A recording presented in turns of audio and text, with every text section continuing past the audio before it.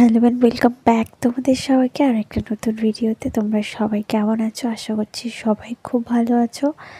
আর হঠাৎ করে এই শীতটা একদম জাঁকিয়ে পড়লো, তাই না? প্রত্যেক বছর তো বেশ গত 2-3 বছর তো এমন হচ্ছে কালী পুজোর সাথে সাথেই শীত আসছিল, কিন্তু এবছর তো ফ্যানের হাওয়া চালিয়েছি কালী পুজোর সময়ও। তো এই যে কয়েকদিন হলো যেন হঠাৎ করে খুব ঠান্ডা পড়ে গেছে।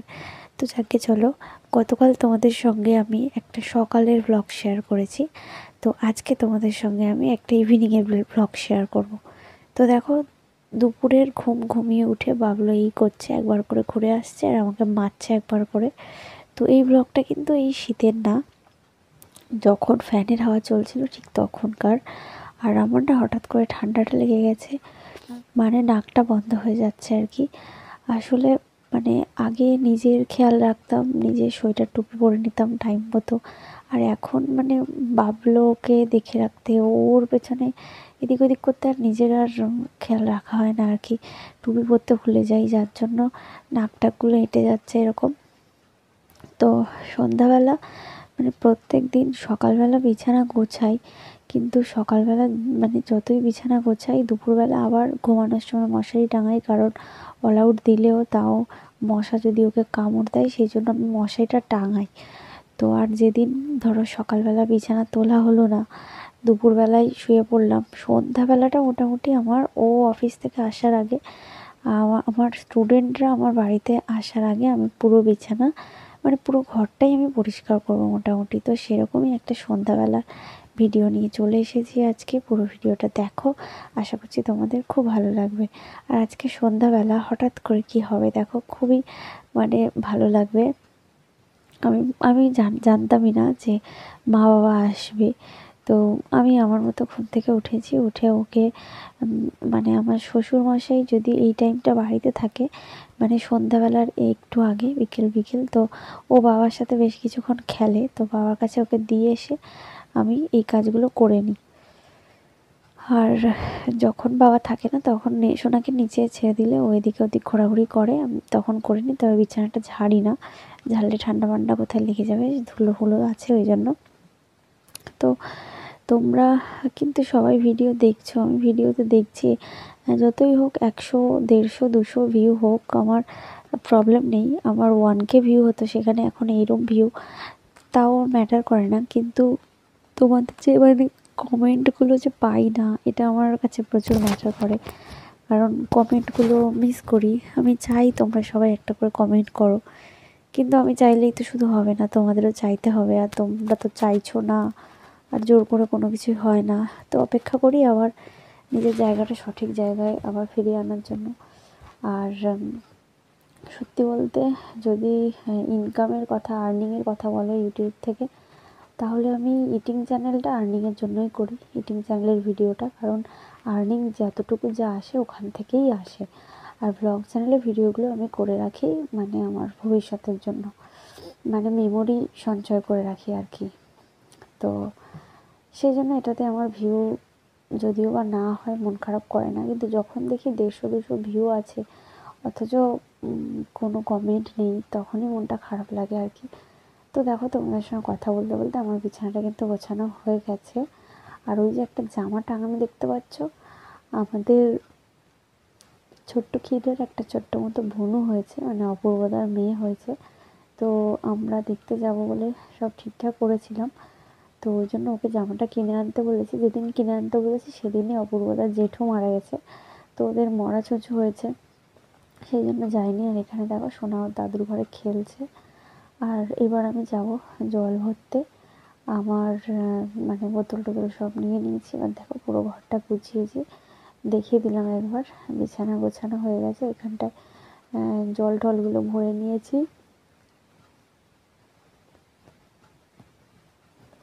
আর দেখো কথা বলতে বলতে সোনার খাবারটাও দেখিয়ে দিলাম, ওর সন্ধ্যাবেলার খাবারও খাওয়া হয়ে গেছে। হঠাৎ করে দেখছি মা আর বাবা এসছে, তো মাকে বললাম একটু জলটা খাইয়ে দাও। আর সোনাকে না আমি ওই রকমভাবে কাপড় পরিয়ে রাখি জানো। আর এই জিনিসগুলো তো আমি যখন আলাদা খেতাম তখন ছিল আমার হলুদের জায়গা, তো ওগুলো নোংরা হয়ে পড়েছিল, ওগুলো সব পরিষ্কার করেছি। আর আমি তো তোমাদেরকে বলেইছিলাম যে রাত্রিরে খিদে পায় বলে পাস্তা টাস্তা এইসব পাস্তা চাউমিনটা ঘরে এনে রেখেছি। তো এখানে আমি বাবা এসেছে বলে ভাবলাম যে চলো একটু পাস্তা আজকে বানাই, নিজে দেবো আর ঠাম্মাকে মাকে, আর উপরে আর কি আমি খাবো, ওর বাবার জন্য রাখবো আর বাবাকে দেবো। আর মা তো খাবে না এইসব আমিষ কিছু, তো মা বিস্কিট এটা ওটা থাকলে মা সেগুলো খায়। তো পাস্তাটা এর আগে আমি কখনো বানাইনি, এই প্রথমবার বানাচ্ছি।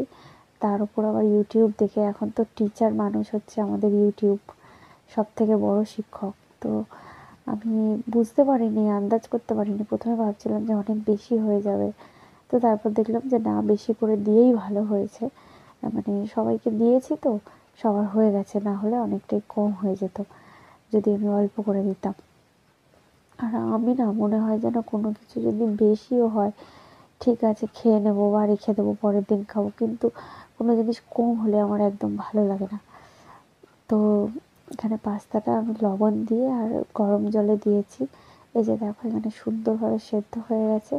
আমি ওটাকে ভালো করে জল ঝারিয়ে রেখেছি। এবার এখানটায় আমি কেটে নিয়েছি, ওখানে ওটাকে বলে বরবটি, আলু, পেঁয়াজ, তো ওগুলো সব কিছু দিয়ে দেবো এক এক করে, দিয়ে ওগুলোকে লঙ্কা কুচি দিয়েছি, এগুলো সব কিছু দিয়ে ভালো করে মোটামুটি ভেজে নিয়ে তারপরে দেবো।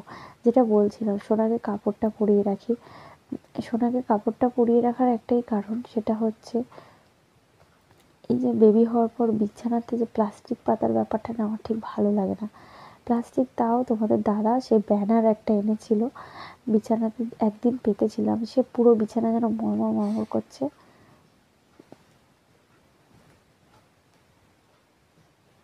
আমার ঠিক পছন্দ হয়, ভালো লাগেনি আমার। তো আমি অনেক আগের থেকেই ওটা করি, কাপড়টাকে ভাঁজ করে নিয়ে আর ঘুনসির মধ্যে দিয়ে আর এদিক ওদিক দিয়ে দিয়ে এবার প্যান্ট পরিয়ে দিই। যদি যখনও হিসি করে প্যান্টটাও ভিজে যায়, কাপড়টাও ভিজে যায়, কিন্তু বিছানা টিছানা কিছুই ভেজে না, তো আমি সঙ্গে সঙ্গে চেঞ্জ করে দিই। আর আমি কি করেছি বলো তো, এটা আমি করি, এটা সবাই অনেকেই আমাকে বলে কেন বেঁধে রেখেছিস, কেন পরিয়ে রেখেছিস, এই সেই। আমার মনে হয় এটাতে ওর কোনো অসুবিধা হয় না।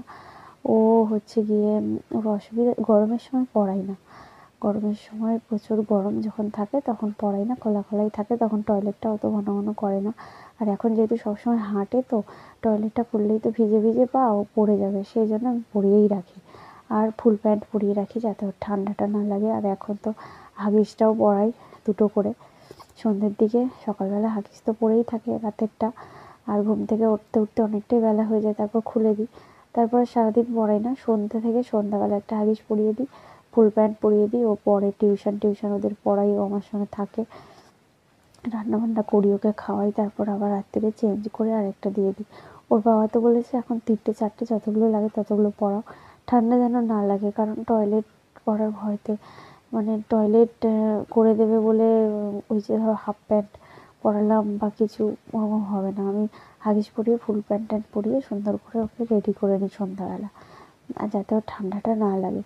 তো এখানটায় দেখো আমার কথা বলতে বলতে হয়ে গেছে। আর এই উপরের গ্যাসটা না যেহেতু ইউজ করা হয় না, তো সেই জন্য উপরের গ্যাসটা পরিষ্কার করা হয়নি, ওটাকে ভালো করে পরিষ্কার করতে হবে। এমনিতে উপরের টেবিলগুলো আমার বারান্দাটা পুরো পরিষ্কার করেছি, তোমাদেরকে ভ্লগে দেখানো হয়নি, ঘর বারান্দা পুরো পরিষ্কার। এবার একদিন এই গ্যাসটাকে ধরতে হবে, ধরে একদম চকচকে পরিষ্কার করে দিতে হবে।